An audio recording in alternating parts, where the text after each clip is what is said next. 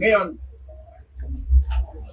ang solution ng Metro Manila flooding is para ng ilog at yung mga tinayong sheet pile o tinayong kasada, kailangan alisin, linisin. Solve ng baha ng buong Metro Manila.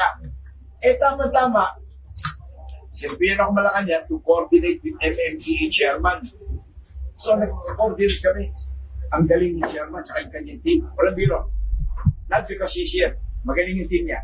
Naintindihan nila yung problema. Hindi lang din na natron, pero naintindihan nila yung problema.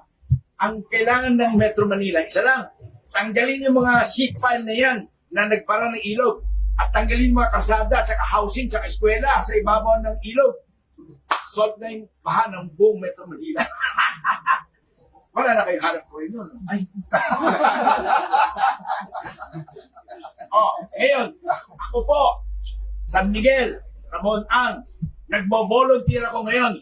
Ako nang tutulong sa buong Metro Manila baha at no cost to the people at no cost to the government.